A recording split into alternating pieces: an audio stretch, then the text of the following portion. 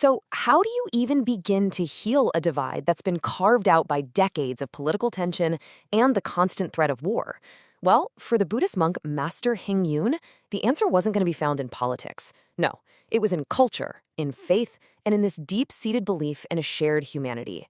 For more than half a century, he poured his life into building a bridge of peace between Taiwan and mainland China. So let's dive into the incredible story of how this one man tried to mend this massive divide, not with political power, but with a quest for peace. His mission wasn't born from some abstract philosophy he read in a book. It came from the brutal, hard reality of war. He said it himself, "You who have not been baptized by war do not know its cruelty and terror. Peace is so precious." This wasn't just a nice saying for him, it was a conviction that was literally forged in the fires of conflict that he saw his entire life. I mean, really, his entire early life was defined by the chaos of war, and that reality would become the fuel for his work for the rest of his days. Just look at this timeline. It's just a relentless series of conflicts. He was born right in the middle of a civil war. As a 10-year-old kid, he witnessed the absolute horror of the Nanjing Massacre. He actually became a monk while he was fleeing the Sino-Japanese War, and then later he moved to Taiwan during yet another civil war. He even spoke of having to sleep among piles of the dead. This constant, direct exposure to suffering gave him this incredibly profound understanding of just how precious peace really is. But here's the thing, that brutal upbringing, all that horror, it didn't lead him to despair. Instead, it gave rise to this powerful philosophy that would end up guiding every single thing he did. At the very heart of his philosophy is this concept of Tong Ti Gong Sheng.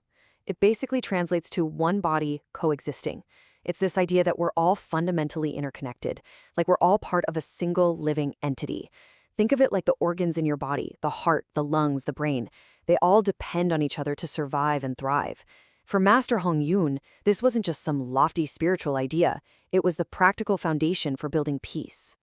So he saw two very clear paths you could take. On one side, you have conflict, which just deepens hatred and builds walls higher and higher. But on the other side, you have his vision of peace, one built on dialogue, on mending old wounds, and on celebrating a shared culture. He was absolutely convinced that focusing on what unites us rather than what divides us was the only real way forward. And his belief is just captured so perfectly in his own words. "The people on both sides of the strait are all Chinese. We want peace. We want to be one family." He didn't see adversaries across the water. He saw a family with a shared history and, he believed, a common desire for a peaceful future. Okay, so that's the philosophy. But how did he actually turn this vision into concrete action? Well, he didn't just talk about peace. He spent decades actively building those bridges himself, piece by piece.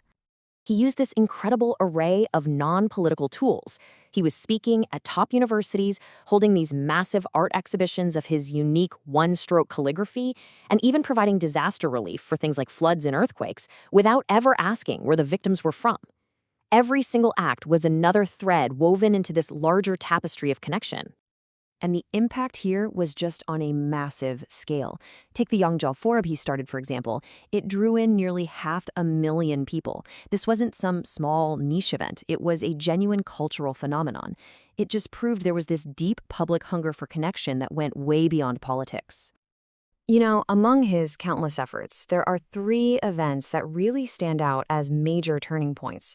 These moments that truly broke new ground.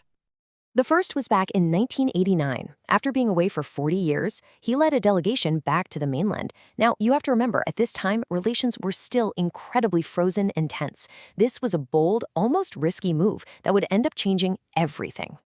The sheer significance of this meeting was captured by his mainland counterpart, Zhao Puchu. He said, "A moment in 1,000 years, 1,000 years in a moment." It just perfectly expresses the weight of that reunion. A millennium of shared history, and the start of a whole new era, all packed into one single instant. And the impact was immediate. This one visit just cracked the ice, opening the door for countless religious and cultural exchanges that followed. And him speaking in the Great Hall of the People, that was a powerful symbol that, hey, maybe a new kind of dialogue was actually possible. All right, the second huge moment came in 2002. Master Hsing Yun orchestrated a tour to bring one of Buddhism's most sacred relics, a finger bone of the Buddha himself, from the mainland all the way to Taiwan for people to see. This was totally unprecedented. Just to make it happen, they had to arrange the very first direct charter flights between the two sides. And the response was just overwhelming. 5 million people came to pay their respects. It proved that a shared faith could literally create new pathways where political ones simply didn't exist. Now, the third moment, it began with a discovery. A supporter had managed to acquire a stolen 1,500-year-old Buddha head and offered it as a gift to Master Hsing Yun's monastery. But his response was immediate, and it was crystal clear. He said, "Cultural artifacts are the shared heritage of humanity. They should return to their original place." He believed these treasures don't belong to individuals, they belong to all of us.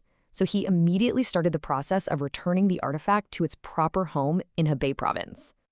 But he did something brilliant here. Before sending the head back, he arranged for the statue's body to be brought over to Taiwan. They held this amazing reunification ceremony, allowing the separated pieces to be together again before their final journey home. It was just this beautiful symbolic act of mending what was broken, and it created another powerful moment of cross-strait connection. So how can we kind of distill all of this incredible work down into a single framework? Well, Master Hsing Yun laid it out in what he called the 5 harmonies, a sort of blueprint for peace. It's such a beautifully simple yet really profound idea when you think about it. Peace isn't something that's just imposed from the top down. Nope, it starts with the individual, with what he called self-harmony. From there, it radiates outward to your family, then to your interpersonal relationships, and all of that together creates a harmonious society. Only then, he argued, can we achieve that ultimate goal, world peace. It all has to start from within. Master Hsing Yun absolutely believed it could. He dedicated his entire life to that belief, using culture and faith not as weapons of division, but as the very foundation for healing. And his work leaves us with a powerful and pretty urgent question to think about, not just here, but for conflicts all around the world.